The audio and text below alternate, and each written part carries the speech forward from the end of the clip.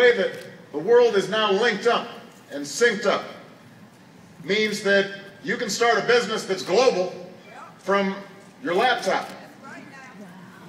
But it also means that we are going to have to adapt to these changes. And for decades, too many of our institutions, from Washington to Wall Street, failed to adapt.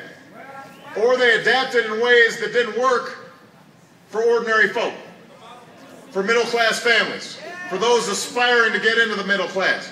We had an economy that was based more on consuming things and piling up debt than making things and creating value.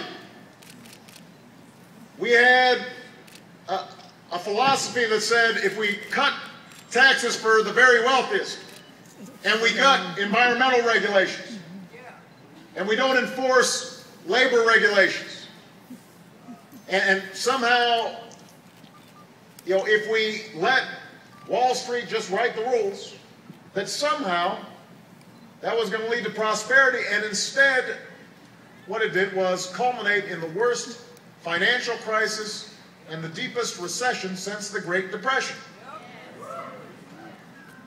Now, for the last 3 years, we've worked to stabilize the economy, and we've made some progress.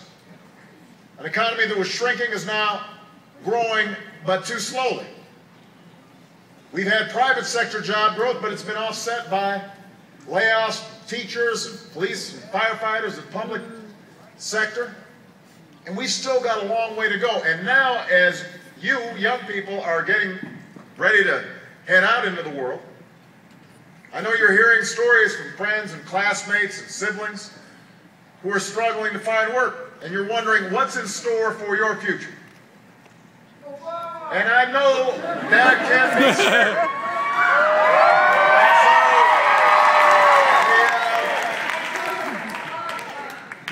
We're all right.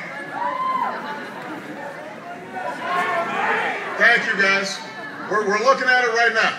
All right, no decision's been made, and I know you're deep concerned about it, so we will address it. Now,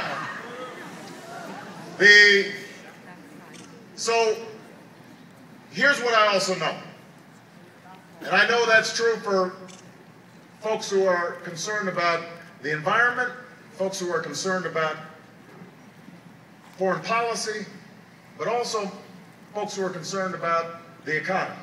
Yes. When I look out at all of you, I feel confident because I know that as long as there are young people like you who still have hope and are still inspired by the possibilities of America, then there are going to be better days for this country. I know that we are going to come through this stronger than before.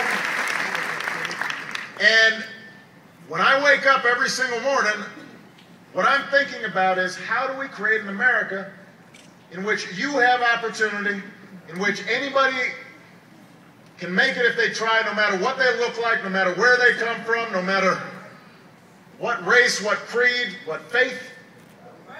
And the very fact that you are here investing in your education, the fact that you're going to college, the fact that you're making an investment in your future tells me that you share my faith in America's future.